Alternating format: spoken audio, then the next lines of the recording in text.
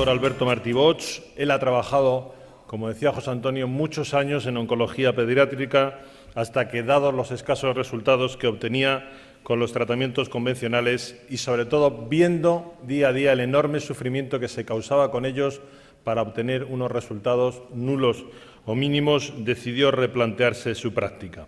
Hoy, 20 años después, y transformarse ampliamente en otras disciplinas que no se enseñan todavía, vamos a ver si ahora las universidades privadas se animan, en las facultades de medicina, decidió que lo primero era, como el viejo adagio médico dice, no hacer daño. Así que ha desarrollado un protocolo de síntesis que está dando resultados espectaculares. De momento son eso, resultados, pero seguro que en el futuro serán mucho más. Con todos ustedes, ya para cerrar este tercer congreso, dándole las gracias por su atención, el doctor Alberto Martí Bosch.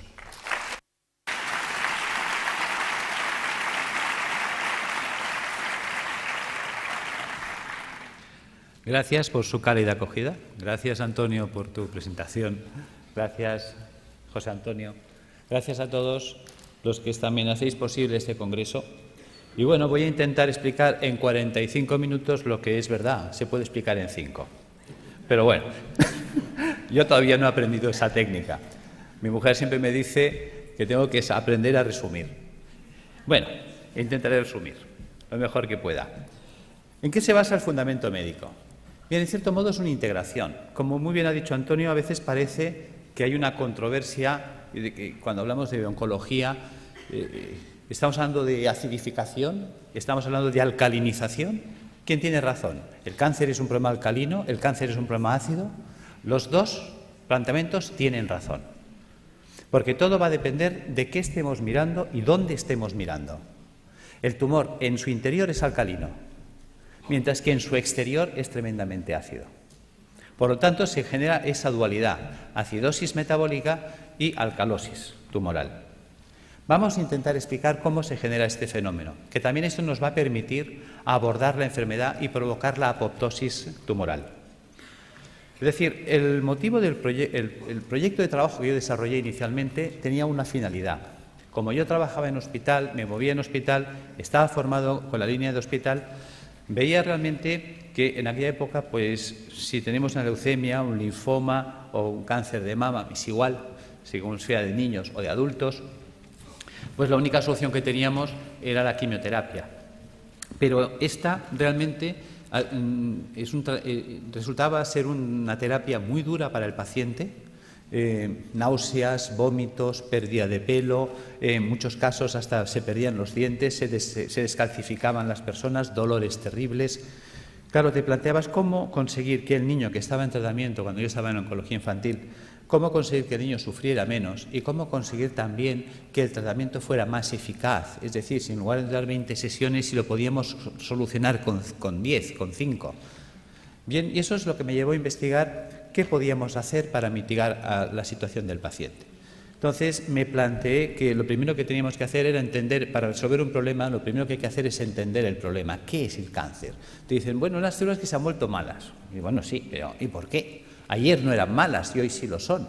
Algo ha hecho que estas células degeneren, algo ha hecho que estas células se alteren. ¿Qué es lo que hay? Nadie daba contestación. ¿Hay alguna...? ¿No se oye bien en la sala? Es que parece que había un comentario por el fondo. Bien, volvemos. Entonces, ¿qué es lo que qué es lo que puede hacer que la célula se vuelva mala? Bien, pasa el tiempo, indagas, te mueves, estudias medicina ortomolecular, estudias fitoterapia, estudias homeopatía, estudias dietética y nutrición, que son cosas que en la facultad no nos enseñan. Tienes que marcharte fuera del país, porque aquí eso no se enseñaba. Entonces, pues bueno, tuve la suerte de ir topando con gente extraordinaria, como fue Brillinger, el grupo de Hofer, estuve con Demar, Saint-Jean, en Francia, en Austria, estuve en Holanda con Oswald, estuve en Manchester con Norman Eddy, pude estar en Houston con el grupo de John Stiles, Will Spark, Denis de Lucas. Toda esta gente me fue abriendo un campo de posibilidades y una visión de la enfermedad.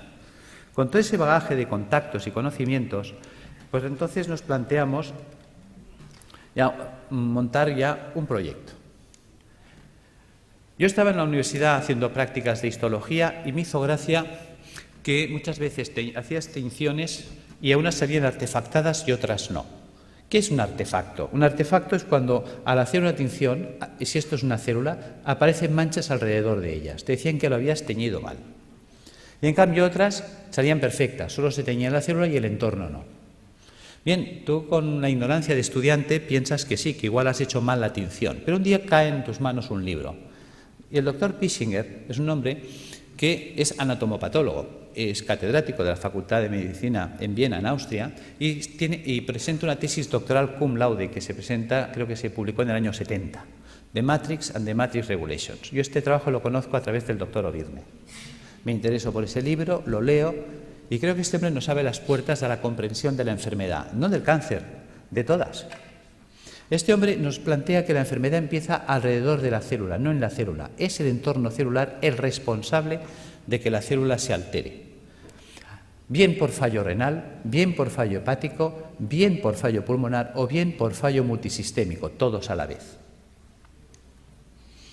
El sistema básico, podríamos decir que consta de esto, de pulmón, hígado, riñón, sistema vascular arterial, sistema vascular venoso, sistema intersticial, célula. En este caso hemos puesto la piel, pero que sepáis que también puedo poner mucosa, es indistinto. Si os fijáis, de aquí para aquí piel y de aquí para adentro mucosa. Si ahora cortara el labio, tendría en un lado piel, otro mucosa y el sistema celular en medio. Luego entenderéis por qué explico este detalle. Bien, ¿qué ocurre? Resulta que el pulmón, el hígado y el riñón son filtros que como tales trabajan 24 horas al día desde que nacemos hasta que morimos. El corazón de una persona en reposo sabemos que mueve 5 litros de sangre por minuto. Luego, por cada uno de estos filtros pasarán, lógicamente, como mínimo 5 litros de sangre por minuto. Todo el mundo entiende que si esto es el filtro del aire de un automóvil, ponemos en marcha el automóvil y el aire pasa a través del filtro, el filtro se va a ensuciar. Y te dicen que cuando esté sucio, cuando tenga 5 o 10.000 kilómetros según el tipo de filtro, que lo cambies. Lo entendemos en un coche, pero no lo queremos entender en las personas. Vamos a reflexionar sobre este dato. 5 litros de sangre por minuto y una persona en reposo. Si cada minuto pasan 5 litros de sangre, ¿qué es lo que están filtrando estos señores? Los residuos metabólicos del sistema celular. De la sangre arterial es la que lleva oxígeno, azúcares, grasas, proteínas, minerales. ¿Para qué? Para nutrir al sistema celular. Hay que enviarle oxígeno, hay que enviarle grasas, hay que enviarle proteínas para que la célula se nutra, se oxigene, viva. Pero esta célula, cada vez que respira, cada vez que recibe oxígeno, ella genera un residual metabólico o basura, que es el CO2. Si yo le envío grasas, ella la va a usar y la va a metabolizar, y cuando esta grasa se degrada, la tira, que es el colesterol. Algo así cuando nosotros ponemos aceite de oliva en una sartén, freímos un huevo, freímos una chistorra y cuando el aceite está quemado lo tiramos. Pues el colesterol sería el aceite quemado, que este debe ser eliminado. Y si le enviamos proteínas, me devuelve ácido úrico. Son ejemplos sencillos. Sabemos que es mucho más compleja la bioquímica celular, pero nos vamos a centrar en 3 datos, en 3 valores fácilmente comprensibles. ¿Qué hay que hacer con estos residuos, esos excrementos celulares? También veréis por qué hablo de excremento, que se excreta. Pues tendrá que ir al sistema venoso y a través del sistema venoso alcanzar pulmón, hígado y riñón y ser eliminados. Fácil es entender que si la célula genera 3 bolsas de basura y eliminamos 3 bolsas de basura, no hay problema. Resulta que estos residuos son de carácter ácido. Ácidos grasos, ácido úrico, ácido carbónico. Bien, mientras el cuerpo sea capaz de hacer esto, no hay problema. Volvamos, rebobinemos. Hemos dicho que el corazón de una persona en reposo mueve 5 litros de sangre por minuto. Eso quiere decir que si en un minuto pasan 5 litros de sangre por el pulmón, el hígado y el riñón para ser filtrados, en 60 minutos pasarán el equivalente a 300 litros. 60 minutos es una hora, luego son 300 litros por hora, que no lo pensamos. Resulta que el día tiene 24 horas. Si en una hora hemos filtrado 300 litros, en 24 horas habremos filtrado el equivalente a 7.200 litros de sangre. Vamos a ser generosos y le vamos a asignar a la sangre densidad 1, como si fuera el agua, que es más densa. La sangre, ya lo sabemos. 1 litro, 1 kilo. Sabemos que 1 litro de agua pesa 1 kilo. Por lo tanto, 7.200 litros pesarán 7.200 kilos. Sabemos que cada 1.000 kilos es 1 tonelada. Luego estamos hablando del equivalente a un camión de 7 toneladas al día. ¿De qué tamaño es el pulmón? ¿De qué tamaño es el hígado? ¿De qué tamaño es el riñón? Son cosas que nunca nos planteamos ni nos preguntamos. Esto lo explicó Da Vinci. Da Vinci es un hombre que hace un trabajo de anatomía, estudia el cuerpo humano y aprovecha para comprender el cuerpo humano. Porque una de las preguntas que se hacía él era saber qué definía el cuerpo humano, dónde residía el equilibrio, la proporción del cuerpo humano. Y la encuentra en el puño. Por eso, desde entonces, los pintores hacen este gesto para pintar. El dedo sirve para establecer el punto de fuga y darle profundidad al plano. El puño es la proporción para trasladar al lienzo. Desde entonces sabemos que si yo me quiero comprar un calcetín, el perimetral del puño es la longitud de mi pie. O simplemente cojo referencias anatómicas, mi costilla y mi clavícula. Si miramos aquí dentro está mi pulmón. ¿Qué pasa? Que mis dos puños son mi pulmón. Si yo cojo como referencias la costilla, aquí dentro está mi hígado. Por lo tanto, si yo cierro los puños, veréis que es la distancia que estoy marcando, 2 puños. Si pongo el puño detrás, el espacio entre costillas y cadera es mi puño. ¿Cuántas veces habéis oído tengo el estómago en un puño? Y es porque estamos dimensionados por el puño. Por lo tanto, hemos hecho esta representación para que veáis el tamaño del pulmón, del hígado y del riñón. Son 2 puños de una persona. ¿Os imagináis un camión de 7 toneladas? Es una persona en reposo. Que sepamos en reposo toda la vida, Buda, que vivía en meditación trascendental. Nosotros no somos Buda. Nervios, estrés, sobrecargas alimentarias, tóxicos alimentarios. Esto va a hacer que estos filtros vayan trabajando de un modo, digamos, enloquecido. Llega un momento que, por lo tanto, estos filtros se van a obstruir. Y si nadie se ocupa de limpiarlos, porque nadie nos enseña cómo mantenerlos, ya que nosotros no los podemos cambiar en un coche. Nosotros cada 5.000 kilómetros, cada 5 años, no podemos estar cambiando los filtros del aire, el filtro del aceite y el filtro de la gasolina como en un coche. Claro, pues si no nos cuentan nada ni hacemos nada, estos se obstruirán. Empezaremos, por lo tanto, a retener CO2, empezaremos a retener colesterol, empezaremos a retener ácido úrico, puesto que un filtro obstruido ya no trabaja al 100%, su rendimiento cae. Entonces nos vamos a encontrar que en el organismo puede variar el pH. Claro, el cuerpo no puede permitir que el pH varíe en sangre. Muchas veces nos preguntamos, ¿cómo es posible que un deportista de élite, entrenado, perfecto, esté corriendo en un campo y caiga fulminado muerte súbita? Porque a veces ha ocurrido eso, un bloqueo metabólico. Es decir, la acidosis metabólica que ha generado ha sido tal que su pulmón, hígado y riñón no han sido capaces de drenar, ha entrado en una acidosis metabólica brutal en sangre. Sabemos que una variación del pH en un medio provoca un stop de reacciones químicas. Las reacciones químicas en sangre se paran, muerte. Algo tan simple, digamos, se nos pasa por alto. Estamos encontrándonos que entonces el cuerpo muchas veces lo que hace para evitar este fenómeno, evitar que haya un stop de reacciones químicas en sangre, empieza a hacer un acúmulo, va a retener estos radicales ácidos libres en el espacio intersticial. Por lo tanto, se irá empantanando el sistema. La interposición de residuos metabólicos en el espacio intersticial entre el capilar y las células, las endotoxinas, van a generar una serie de dificultad para la nutrición celular. Son los trabajos también de Reykjavik, cuando hablaba de la homotoxicología, es decir, la célula acabará ahogada por sus propios residuos metabólicos, por sus propios detritus, por sus propios excrementos. Esta barrera de ácidos que se nos va a formar, de ácido úrico, de ácidos grasos, etcétera, va a impedir que la célula se nutra. Veamos. ¿Veis la diferencia de imágenes? Es decir, la célula sana vive, digamos, flotando. El 70% del cuerpo es agua. Fijaros que eso es lo que llamaríamos el plasma intersticial. Ella tiene que vivir en una piscina de agua cristalina y transparente. Si los filtros se obstruyen, y ya este drenaje no se puede llevar al 100%. Imaginaros que la capacidad de filtraje es del 80%. Quiere decir que el 80% del carbónico, el 80% de los ácidos grasos, el 80% del ácido úrico se eliminará, pero el 20% se quedará parte atascado en los filtros, parte en sangre y parte se empezará a acumular en el espacio intersticial. Si esto se va llevando en el tiempo hacia adelante, acabará ocurriendo esto.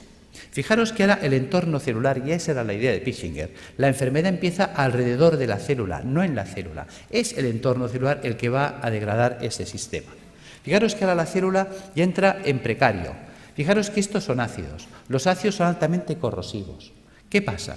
Que si yo tengo aquí oxígeno y quiero que el oxígeno vaya del capilar hasta la célula, tiene que atravesar esta barrera de ácidos y reaccionan con él y se lo sacuden del medio. Cualquier nutriente tendrá que quedarse aquí, atacado por los ácidos, con lo cual la célula se queda sin oxígeno y sin comida, y además atacada químicamente por sus propios ácidos. Fijaros que esto explica el por qué. Cuando yo tengo un tejido sano y hago una tinción celular, no se artefacta el entorno celular, mientras que cuando tengo un tejido enfermo y hago una tinción en una anatomía patológica, sí se artefacta el entorno celular, sí que fija colorantes. Se utilizan habitualmente colorantes de carácter básico, los ácidos fijan las bases, luego el entorno celular se ha vuelto ácido. Por lo tanto, los que hablan de que la degeneración celular está basada en un proceso de ácido, tienen razón, aquí están los ácidos. Claro, fijaros que esta célula en estas condiciones, ¿qué opciones tiene? Solo tiene dos opciones. Sin oxígeno, sin comida y atacada químicamente por los ácidos, opción 1, morir por falta de oxígeno, quemadas químicamente por los radicales acumulados a su alrededor. Fijaros que si una célula no se defiende, no reacciona, porque la célula no es una tuerca, no es un tornillo, es un ser vivo, es inteligente, es un ser que, lógicamente, pues decimos que si no estuviera vivo no se podría morir. Fijaros que esta célula tiene que tener su capacidad de reacción. Una vez hicieron unos programas de televisión que clavaron esto. Creo que era una serie de dibujos animados que se llamaba Érase una vez la vida. Ahí lo clavaron. Las células son los ciudadanos del cuerpo. Los órganos, los edificios donde viven los ciudadanos. Arterias y venas, calles y avenidas, por donde transportamos los alimentos, por donde recogemos las basuras. Los nervios, el tendido eléctrico, las líneas de teléfonos, el sistema nervioso central, el ayuntamiento. Cuando miramos el cuerpo desde esta situación que parece infantil, fijaros que los americanos, si algo han tenido bueno, es enseñarnos ciencia a través de mecanismos infantiles, pues ¿por qué no aprovechar ese sistema que es altamente didáctico? Y tendremos una comprensión mayor de la enfermedad. ¿Qué pasa si las células se mueren? Imaginaos que una célula no se defiende, no reacciona. Se queda en ese medio y dice, bueno, pues me muero, esto ya se acabó. ¿Veis? Si se mueren las células del cerebro, porque esto está pasando en todo el cuerpo, entonces me quedaré sin células cerebrales, Alzheimer. Si se me mueren las células de la base del cerebro, Parkinson. ¿Veis? Fijaros que aquí tengo un cable en la mano. Por todos sitios hay cables. Los cables tienen un forro de plástico. Los cables conducen los impulsos eléctricos que en estos momentos nos permiten la informática, la luz, todo. En el cuerpo los nervios conducen todos los impulsos eléctricos y electroquímicos. Pero están forrados de la vaina de mielina. La vaina de mielina sería el plástico. ¿Qué pasaría si yo echara un chorro de ácido sobre los plásticos, sobre los aislantes de los cables? Que el ácido haría una acción corrosiva sobre el plástico. El cable se cortocircuitaría, pero dejaría de conducir. ¿Qué pasa si resulta que los nervios que me están uniendo esta célula con el cerebro, la mielina es atacada por los ácidos que hay a su alrededor? Se degrada la mielina. Sin mielina hago una enfermedad desmielinizante, esclerosis múltiple, esclerosis lateral amiotrófica, esclerosis en placa. Pissinger fue un genio. Nos hizo entender las enfermedades. ¿Veis? ¿Qué pasa si la célula, imaginaos que aquí ponemos piel y aquí le ponemos un pezón? ¿Veis? Esto es una célula del pecho. Imaginaos que esta célula se muere. ¿Veis? Un tejido con células muertas es un tejido fibroso.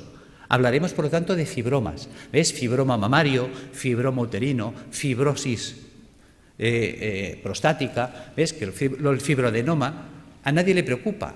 ¿Por qué a nadie le preocupa? Es un fibroma. Pues porque un fibroma son células muertas y las células muertas no matan. Fijaros cómo somos. Vemos el problema, pero no estamos siendo capaces de valorar la trascendencia del problema.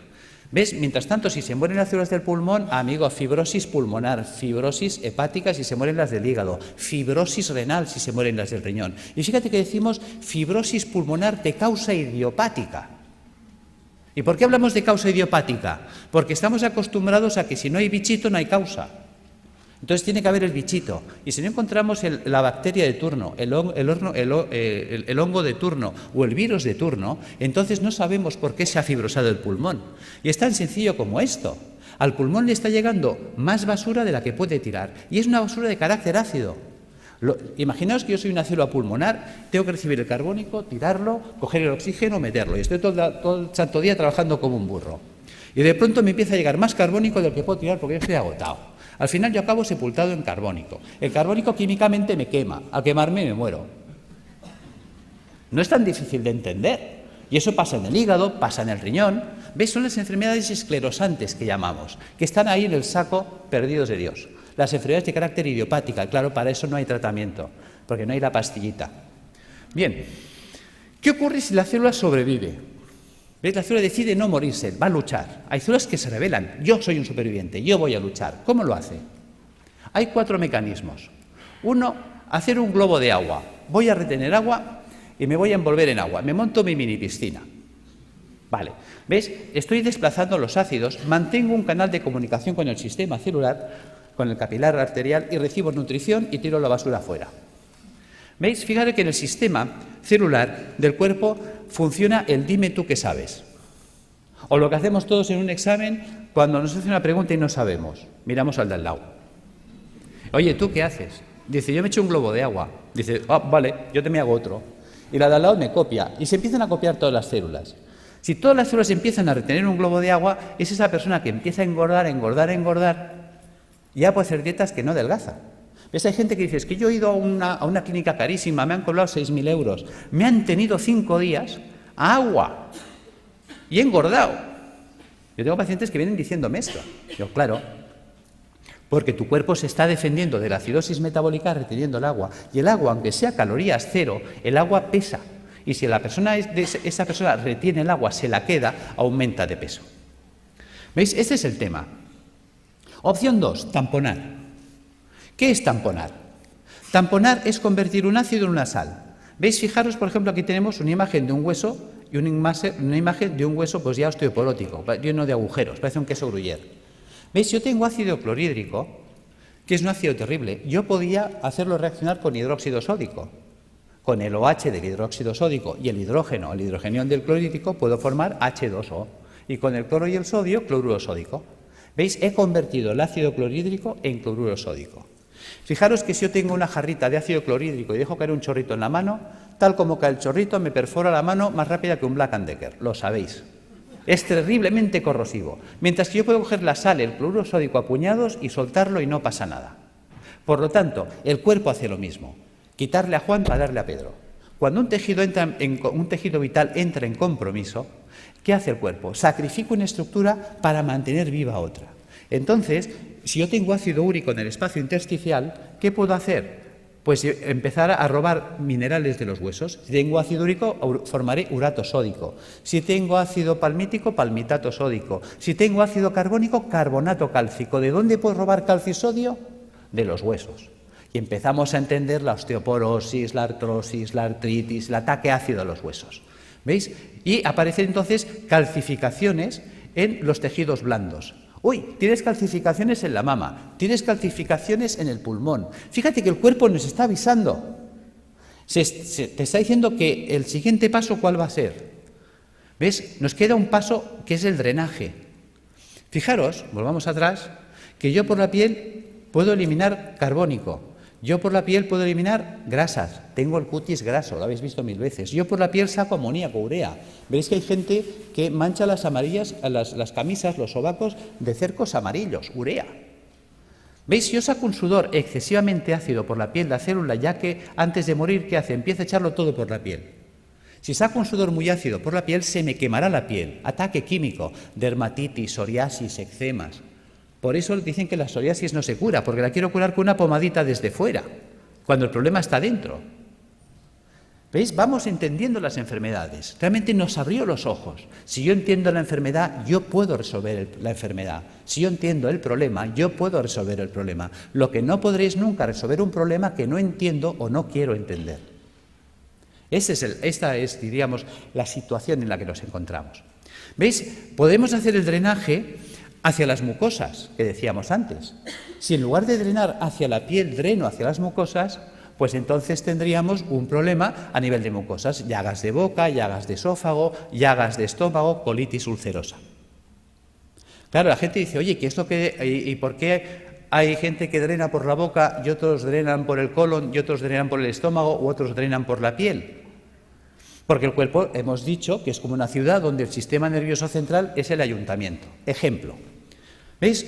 Creo que hubo una época en la que Madrid tenía un conflicto de basuras. Y entonces se reúne el Cabildo y decide montar pues un vertedero de las basuras de Madrid, creo que fue en San Sebastián de los Reyes. Pregunta, ¿qué ciudad se contaminó?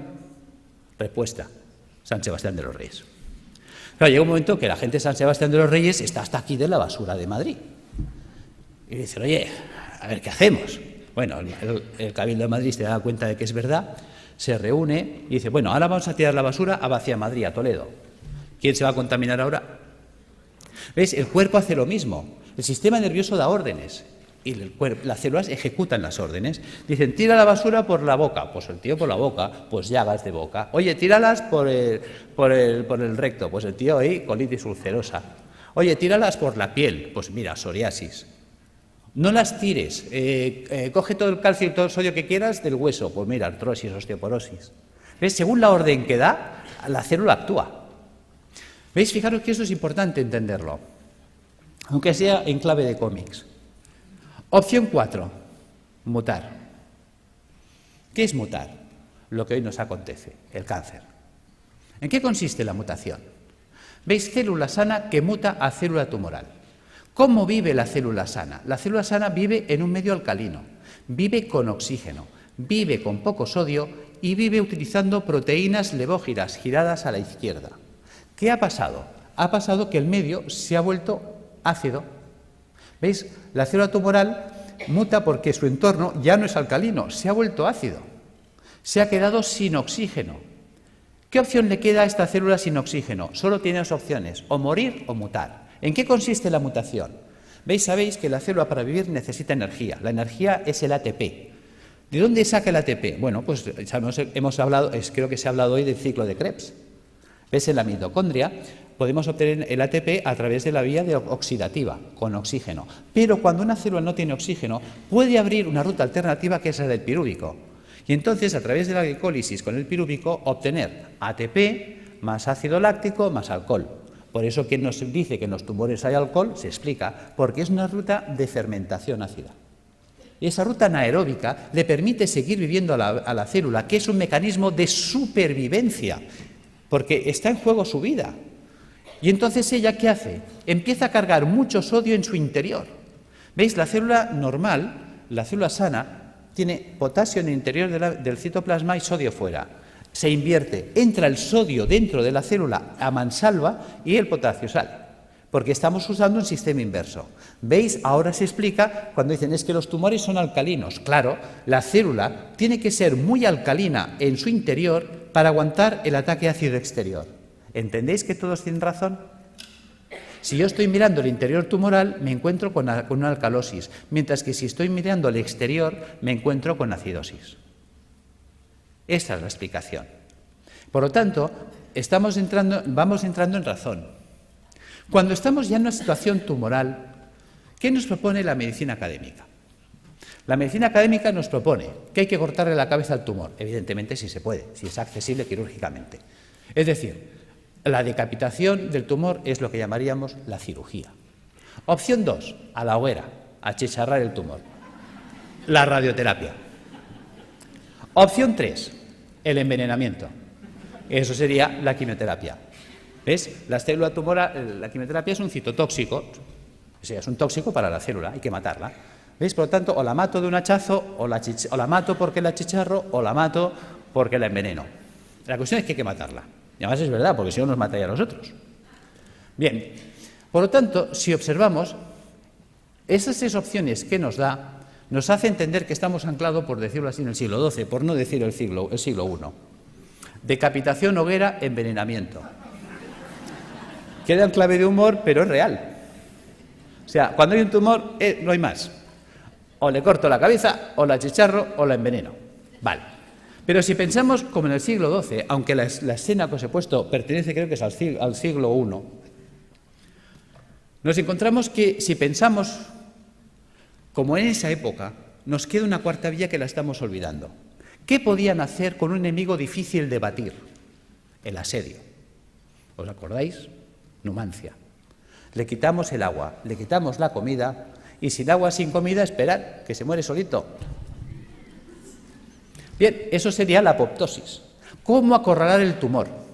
Pues alcalinizando al paciente, puesto que el paciente ya que está muy ácido y el ácido me está desencadenando el problema, vamos a alcalinizarlo. Resulta que sabemos que el ácido tumoral para poder vivir necesita mucho sodio. Resulta que al paciente hipertenso le decimos come sin sal, al paciente cardiópata le decimos come sin sal, al paciente que está mal del riñón, al nefrópata le decimos come sin sal. Pues digamos al oncológico que coma sin sal, puesto que la célula tumoral necesita mucha sal para ser muy alcalina en su interior. Si le quito la sal, lo hago polvo. Luego, utilizar enzimas proteolíticos de acción selectiva. ¿Qué es un enzima proteolítico de acción selectiva? Una enzima que destruye proteínas, pero no todas. ¿Cuáles? Las dextro. Resulta que la célula tumoral, para vivir, ha tenido que desarrollar un tipo de proteína que es la dextro. Fijaros que en el cuerpo todos los aminoácidos son L-metionina, L-cisteína, L-arginina. ¿Por qué? Porque nuestras proteínas son levo, pero las proteínas levógiras son estables en un medio alcalino, en un medio ácido no son estables. Luego necesito una proteína estable en un medio ácido, la dextrógira. Vale, pero si yo pongo a circular enzimas proteolíticos de acción selectiva que destruyan a esa proteína, ¿ves? Ya le he quitado el sodio, le he quitado la comida, le quito los ácidos. Y luego resulta que la célula tumoral, al volverse anaeróbica, se vuelve vulnerable al oxígeno. El oxígeno es tóxico para las células anaeróbicas, las mata. De hecho, yo he estado en Alemania aprendiendo técnicas de ozonoterapia porque el ozono es tóxico para la célula anaeróbica. Vale. También podemos utilizar peroxidasas, enzimas que ayuden a liberar mucho oxígeno en los tejidos. ¿Cómo conseguir esto? ¿Cómo vamos a alcalinizar al paciente? Recuperando la función del hígado y del riñón y del pulmón, eliminando las toxinas acumuladas en el espacio intersticial. ¿Cómo lo vamos a hacer? Pues con dieta alcalinizante, con hidroterapia, con tratamiento natural y con tratamiento físico. ¿Veis? Si yo utilizo quimioterapia solo, ¿cuántos pilares tengo? 1. Mientras que si uso dieta, baños, tratamiento natural y tratamiento físico, ¿cuántos pilares tengo? 4. Es más estable. Esa es la idea. Que entendamos qué es la dieta, que nunca se nos habla de ella, qué es la hidroterapia, la gran olvidada. Hasta se me ha llegado a decir que esto no es científico. Y me lo han dicho médicos, esto de los balnearios, esto no es científico. Y resulta que existe en la Universidad Complutense una cátedra de hidroterapia médica, de hidrología médica. O sea, ni siquiera sabemos lo que tenemos en nuestras propias universidades. Y es de las mejores cátedras que hay en Europa. Cuando te mueves fuera, te hablan, oh, la doctora Bacaicoa. ¿Y tú quién es la doctora Bacaicoa? Hasta tienes que empezar a buscar y pues dices, san Dios, tengo que conocer a esta mujer. Cuando me cae el libro, y también, digamos, es un libro que he escrito, ahora no recuerdo el otro autor, que también es un profesor emérito, dices, por Dios, empiezas a tirar del libro y dices, ¿y por qué me han ocultado que existe esto a mí? Bien, seguimos. ¿Qué es esto de las plantas y qué es esto del tratamiento físico? Vamos a entrar ahí. ¿Por qué dieta? Muy importante. La dieta cárnica es acidificante de la orina. Si yo me como carne, mañana estoy haciendo pis de carácter ácido. Mientras que si yo como vegetariano, mañana estoy haciendo pis de carácter alcalino. ¿Qué quiere decir esto? Que la dieta vegetariana me alcaliniza. Vale. Por tanto, vamos a hacer dietas vegetarianas. ¿Veis? Un filtro sucio no es un filtro roto. Un filtro sucio se puede lavar. ¿Y con qué se lavan las cosas? Con agua. A veces tan simple que es, no nos lo podemos creer. Resulta que el 95% de la fruta y la verdura es agua. Con la dieta vegetariana se lavan los filtros. ¿Veis? Ensalada, bistec y fruta. Quito el bistec. ¿Qué me queda? Ensalada y fruta. ¿Veis? ¿Os suena los viernes no comer carne? Claro que os suena. Que la gente dice, uy, eso es cosa de curas. Claro, y la palabra cura viene de curar. Mens sana in corpore sano.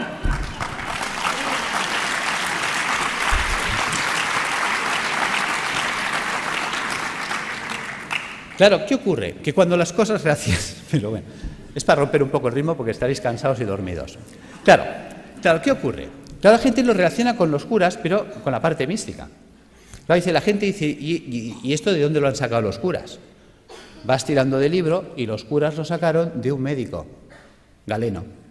¿Ves? Yo me acuerdo cuando empecé la carrera de medicina, fue la época que se rompieron los números clausus y entraron 3.000 personas a la universidad. Dijeron, nada. Puertas abiertas, que entre todo el mundo y que sea un curso selectivo. Y estábamos 3.000 en primero de carrera. Y entonces había una asignatura opcional, optativa, que se llamaba Historia de la Medicina. ¿Sabéis cuántos se apuntaron a esa asignatura de los 3.000 que estábamos en primero? Nadie más. Con lo cual me fue genial, porque tuve un catedrático, clases particulares para mí solo. Y ese hombre, que fue el doctor Felipe Cid, al cual le tengo un recuerdo maravilloso, me dijo: te voy a citar una frase de Napoleón para empezar tu formación en historia de la medicina. Hay de aquel pueblo que olvida su historia porque está condenado a repetirla. Tenía razón. Y luego me citó otra frase de Oppenheimer. Decía: solo tiene futuro aquel que investiga en el pasado, porque investigando en el pasado se puede redescubrir el futuro. Tiene miga. No dijo descubrir, dijo redescubrir. ¿Ves? Nuestros abuelos nos decían: está todo inventado. Y era verdad. ¿Por qué me remito a Galeno? Galeno fue aquel médico que dijo: vale más prevenir que curar. ¿Cómo llega a esa conclusión Galeno? Porque Galeno fue el médico de los 3 nos. ¿Ves? En la época de Galeno te inscribías en la facultad, por decirlo así, el 15 de septiembre y el 30 de septiembre ya eras médico. Ya está. Y como la ignorancia es atrevida, ¡hala!, todos a ejercer. Claro, también hay que saber que en aquella época, con que supieras si el paciente hacía de vientre negro, qué malo. Si hacía rojo, mira, a lo mejor puede ser un hemorroide, ¿no? Si vomitaba verde, tranquilo. Como vomitara rojo, aburem, ¿no? Y si se vomitaba negro, dalo por muerto. Ya está, ya eres médico. O sea, porque claro, no había nada. ¿Cuáles son los 3 grandes nos de Galeno? Él sale, se sienta, como hombre sabio que fue, y por eso nos acordamos de él, y dice: primer no sé medicina. Con lo que me han enseñado no sé nada. Segundo no tengo medicamentos, no existían, los inventó él. Tercer no, si no sé medicina y no tengo medicamentos no puedo curar, obvio. Claro, ¿qué hace Galeno? A Galeno le enseñan la medicina hipocrática. Hipócrates había dicho otra cosa. Hipócrates dijo: que tus alimentos sean tus medicamentos, que tus medicamentos sean tus alimentos. Y se queda tan pancho. ¿Por qué dice esto? Porque él observa cosas curiosas. En aquella época la gente vivía muy asilvestrada, todos vivíamos en el campo, muy silvestres, y encima vivíamos con vacas y ovejas, y sinceramente el ser humano tiende a copiar y a hacer lo que hacen los demás animales. ¿Ves? Que además es curioso, tiene relación con la historia de la medicina y la historia del medicamento.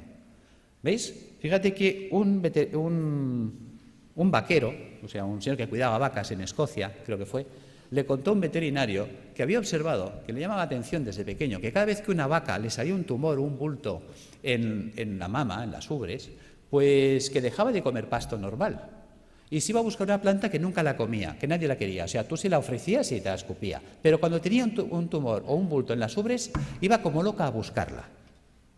¿Y qué iba a buscar esa vaca? Vinca, la vinca per vinca. Resulta que el veterinario no deja en saco roto el comentario del pastor, sino que coge esa planta y se la lleva a la universidad y la analizan. Y se dan cuenta que es verdad, que en la vinca existe un principio activo antitumoral. De ahí salió la vincristina. ¿Os suena? ¿Veis? La historia del medicamento viene de las plantas. Pues lo mismo hizo Galeno. Galeno se da cuenta de que Hipócrates hablaba de que los pacientes que se ponían amarillos, es decir, el hígado, empezaban a comer como locos alcachofas, se veían alcachofas. Entonces, muchos mejoraban si comían muchas alcachofas. ¿Cuál era el problema? Que había que comer 60 alcachofas al día. Se establece un concepto de dosis.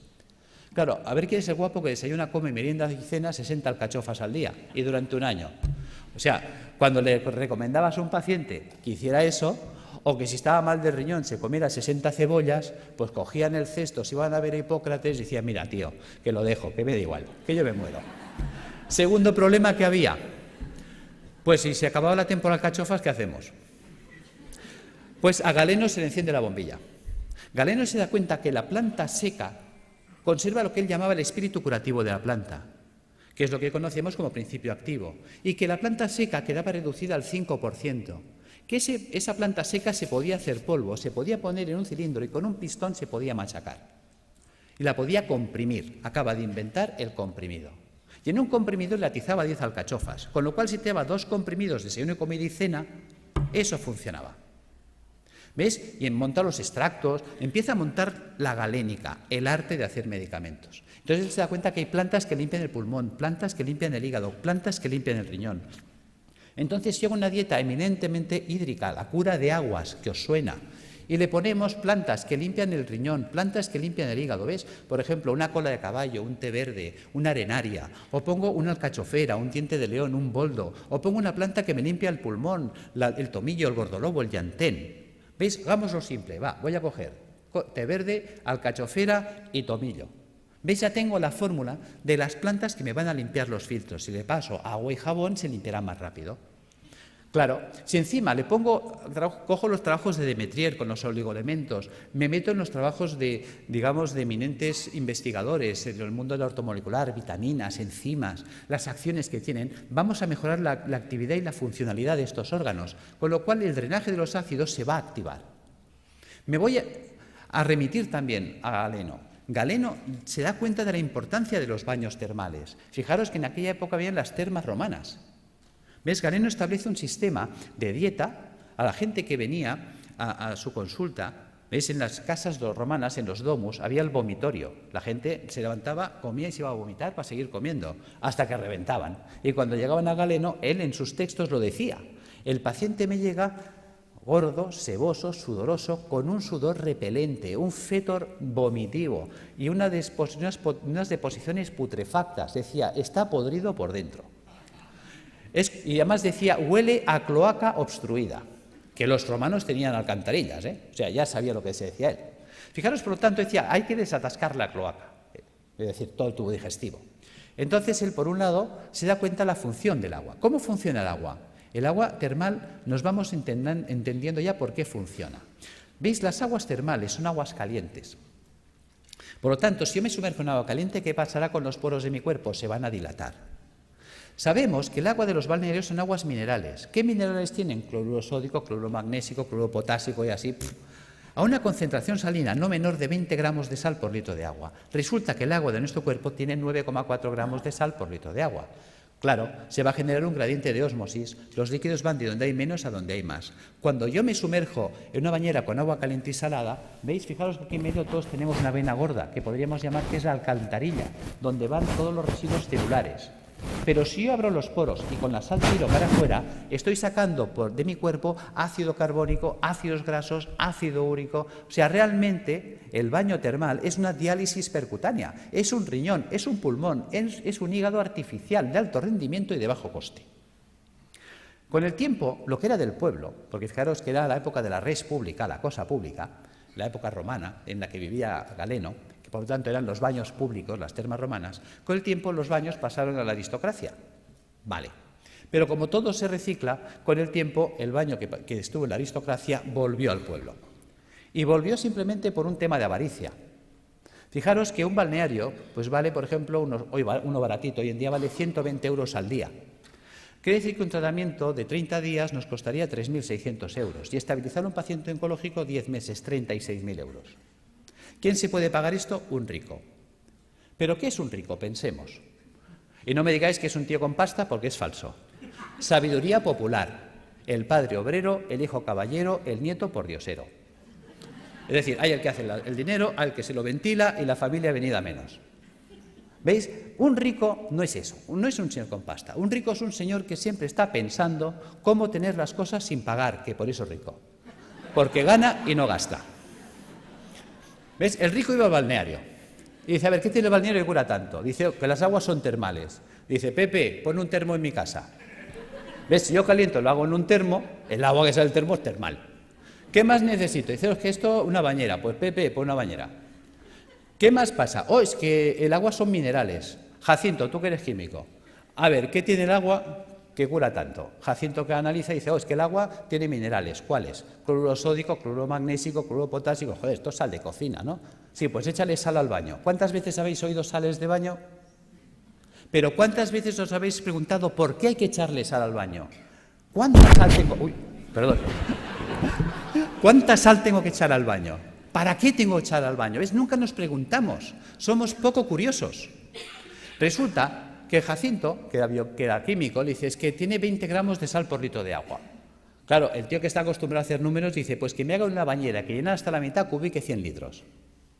Las bañeras estándar de casa, llenadas hasta la mitad, cubican 100 litros de agua. Dice, ¿y eso? ¿Y por qué hasta la mitad?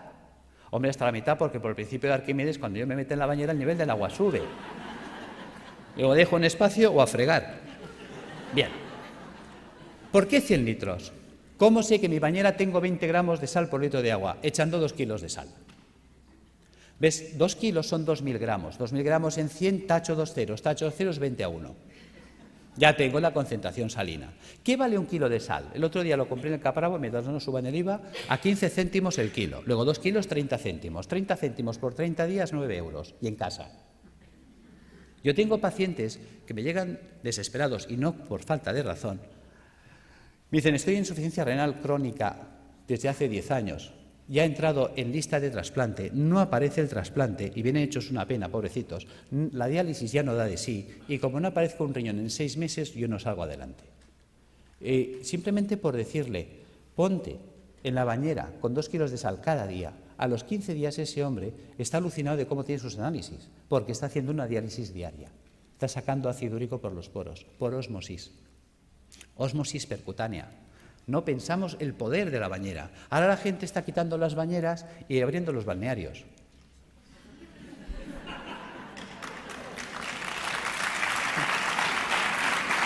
Bien. Gracias. Seguimos. Ya entendemos para qué la bañera, ya entendemos para qué una dieta hídrica. Hay mucha gente que me dice, Alberto, ¿hay que ser entonces vegetariano? No, tampoco.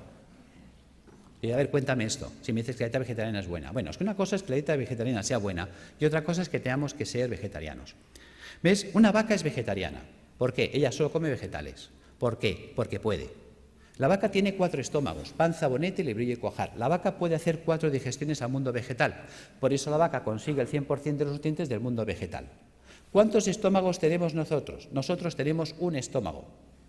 No podemos ser vaca. Nos falta tecnología digestiva.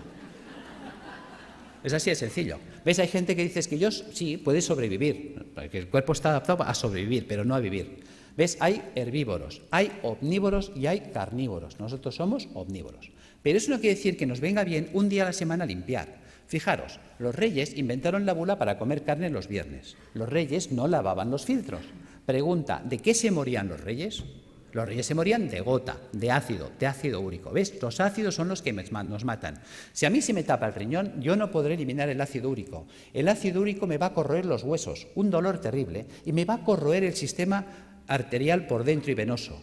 Al final me muero de una hemorragia urémica. Fijaros, perforación de las arterias, muerte. Si a mí se me tapa el hígado, no podré eliminar el colesterol. Si no puedo eliminar el colesterol, se me acumulan las arterias, se taponan, infarto, muerto. Si a mí se me tapa el pulmón, no podré eliminar el CO2. El CO2 se me acumula, ya sabéis, es citotóxico, muerto. Los ácidos nos matan. Tan sencillo como esto. Entonces, si añadimos esto a la dieta hiposódica, que ¿cómo afecta esta dieta a la célula tumoral? La célula tumoral necesita mucho sodio para alcalinizar su citoplasma y poder así contrarrestar el ataque ácido externo. Si se queda sin sodio, no puede hacerlo. Y entonces el propio ataque ácido también la puede matar. ¿Cómo matar de hambre a la célula tumoral? Utilizando enzimas proteolíticos de acción selectiva que destruyen solo proteínas extrógenas.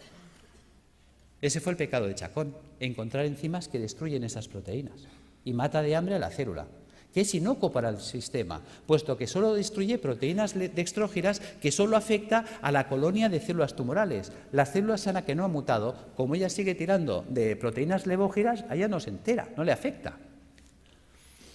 ¿Cómo hiperoxigenar los tejidos? El simple drenaje de toxinas, por el simple drenaje de las toxinas, hará que llegue oxígeno a los tejidos. La ozonoterapia, habéis visto unos muy buenos resultados. Y suministrando al paciente enzimas hiperoxidasas, que también van a mejorar muchísimo. Y aquí están los trabajos con el peróxido de fenilglioxal, que en su día funcionó, don Gregorio Ramón Cebrián, creo que se llamaba, el doctor Javier López Garcés, hicieron unos trabajos extraordinarios con las peroxidasas. Y yo las uso, funciona muy bien. Tratamientos físicos, claro que sí, la acupuntura, la osteopatía, la quiropraxia, la magnetoterapia, todo esto nos va a ayudar a reequilibrar todos los sistemas bioenergéticos del cuerpo. ¿Qué ha pasado con toda esa acción que hemos desarrollado? Pues que la célula tumoral, su entorno ya no es ácido. A la célula tumoral le llega oxígeno, que es tóxico para las células. anaeróbicas o tumorales. Se queda sin sodio y se queda sin proteínas dextrógiras.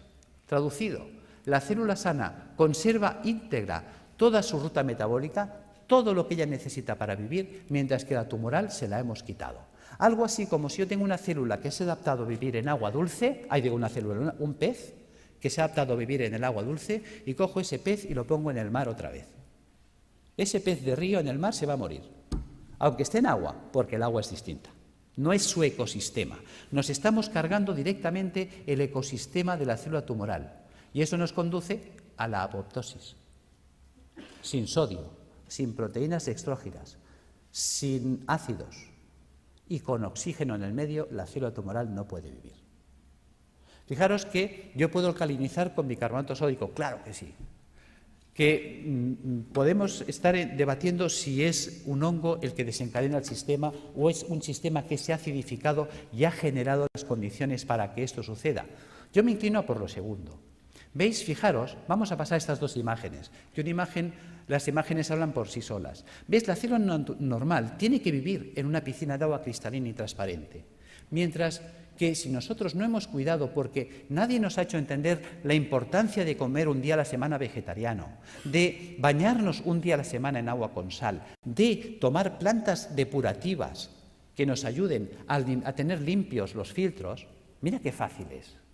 ¿Ves? Si nosotros desde pequeñitos acostumbramos a nuestros hijos a bañarse en la bañera con 2 kilos de sal, a comer vegetariano un día a la semana y a tomar una infusión de alcachofa, tomillo y té verde, esto estaría funcionando limpio toda la vida. Y entonces estaríamos siempre en estas condiciones. ¿Veis? Fijaros, si yo no limpio esto, ¿qué pasa? Que ahora esta célula que tendría que estar viviendo en una piscina de agua cristalina y transparente, ahora tiene que vivir en una piscina de aguas fecales, sus propios excrementos, porque a lo que hemos comentado antes, ¿veis? A esto, al ácido carbónico, al ácido graso y al ácido úrico le podemos llamar el excremento celular. ¿Por qué le llamamos excremento celular? Vamos a ver. Si nosotros comemos, ¿qué hacemos? Caca. Y si nosotros bebemos, ¿qué hacemos? Pis. Pues si la célula come, hace caca, y si la célula bebe, hace pis. Esto es el pis y la caca celular. Si nadie se la recoge, la pobre célula tiene que vivir flotando en aguas fecales. Y mientras el agua no llega aquí, todos tranquilos, y diciendo, y no hagan olas, pero como la cosa empieza a subir, lo entendéis. ¿Veis? Posibilidades de que esta célula se infecte en una piscina de aguas fecales. Es como si tú tienes un hijo y tienes 2 piscinas, una de agua limpia, cristalina, transparente y tratada y una fosa séptica llena de aguas fecales. Y le dices al niño, hala niño, haz aquí 4 piscinas en la fosa séptica. Se te muere el niño. Lo entendemos en ese ejemplo y no lo queremos entender aquí. Es algo tan gráfico como lo explicó Pischinger, es algo tan genial que dices, Dios mío, y tan simple de poder llevar al paciente a estas condiciones, que las cosas van a ir mucho mejor. Fijaros que todo vale incluso. Ya sé que José Antonio hasta me puede tirar el zapato, porque claro, cuando empezó mi trabajo, ¿cuál era el problema? Mi problema era que yo... Uy, perdón, ¿qué he hecho? Perdón. Vamos ya al fondo. ¿Cuál era el problema? Yo estaba trabajando con quimioterapia cuando empezó mi proyecto de trabajo. Y claro, no entendía cómo era posible que la quimio no funcionara si in vitro funcionaba. Y un día, cuando leo este trabajo, se me enciende la bombilla. Vamos a ver, supongamos que me viene un abogado ahora y me dice, Alberto, acabas de heredar una finca de la tía Carmeta en Tarragona. Pues vale, pues muy bien. Hombre, qué alegría, qué pena por la tía Carmeta, claro, pero también qué alegría por la finca. Son 600 hectáreas. Y dijo, Dios, te vas ahí y dices, pero yo soy médico. Ahora, me cojo un ingeniero agrónomo y me lo llevo para allá. Dice, a ver, tú ingeniero, ¿esto sirve para algo? Dice, hombre, está abandonada, está ruinosa esta finca, lleva 30 años que nadie la ha tocado, está silvestrada. ¿Pero vale o no vale? Dice, pues, aquí cebada la que quieras. Dice, bueno, pues ponla en marcha. ¿Veis? Y ahora veo al ingeniero que coge el trigo o la cebada y empieza a echar la cebada entre los zarzales y los matorrales. ¿Tú qué dices? Dice, vaya ingeniero. Resulta que los médicos hacemos esto. Cuando tengo al paciente en situación tumoral, le atizo el suero en sangre y quiero que la molécula llegue a la célula. Se quema por el camino, no llega. Los ácidos la destruyen. Entonces tengo mucha toxicidad y poca efectividad. Claro, cuando limpias el sistema, si tú ahora pones la quimio en sangre, ¿cuánta quimio llega? Toda. Manda huevos, que decía Trillos. Claro, con este sistema, ¿qué pasa? ¿Ves? La célula sana está harta, ha comido, está bien alimentada, ella no tiene hambre. Resulta que la que tiene hambre es la tumoral. Luego es mucho más sensible y por eso veíamos que pacientes que necesitan 20 o 30 sesiones, en 3 o en 4 entran en remisión completa. Ahí está la gracia. Es decir, que tampoco obliga a renunciar a nadie porque el miedo es muy fuerte y si dejo el hospital, ¿qué me pasa? Que no te pasa nada, tío. O sea, que conseguimos que los pacientes tolerasen mejor. Pero es que estamos viendo cosas sorprendentes. Yo ahora he estado en Calcuta con los doctores Banerjee y el año pasado estuve con ellos en la Facultad de Medicina y me interesé muchísimo por sus trabajos. Llevo 20 años trabajando con la homeopatía y yo la utilizaba como para tratar el terreno, para desintoxicar el sistema, que son los trabajos de Reykjavik, que todo eso me ha ido muy bien. Pero cuando he puesto en marcha los protocolos de Banerjee, sorpresa. Una sorpresa preciosa ha sido un caso clínico, y con eso cierro, de una chica joven de 31 años que viene a mi consulta el mes de mayo, en muy malas condiciones. Esta chica, pues le detectaron un tumor cerebral estando embarazada de 34 semanas. Entonces se le ponen anticonvulsivantes, antiedematosos, se le hace cesárea, se salva a la criatura, se le opera, se le quita el tumor cerebral en la medida que se puede, ya sabéis que siempre se hace lo que se puede, no la limpieza total nunca es posible. Se revisa y le encuentran en la revisión general que tiene metástasis en ambos pulmones, metástasis hepáticas, las cadenas ganglionares torácicas invadidas, todo el sistema linfático abdominal invadido, metástasis óseas, metástasis musculares.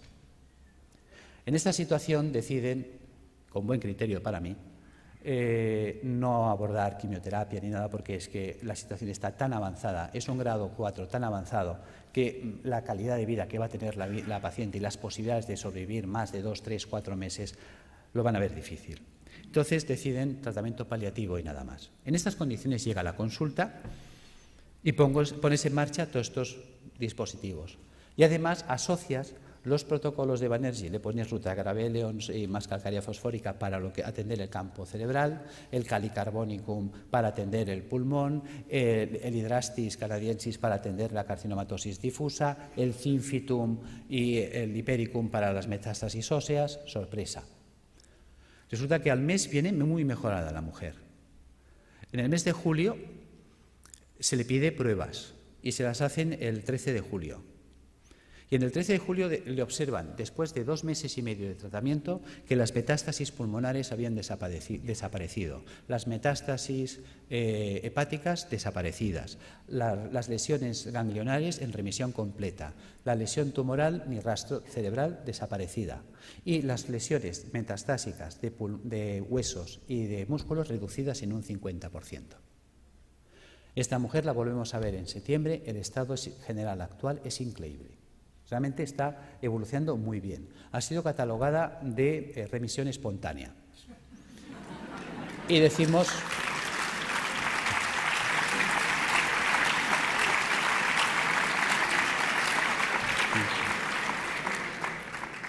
Y es verdad, está respondiendo espontáneamente porque se está produciendo una apoptosis. Pero se está produciendo la apoptosis porque la paciente está haciendo lo correcto. Ha cogido un camino que le funciona. Hay veces que gente me dice, Alberto, ¿tú curas cánceres? No.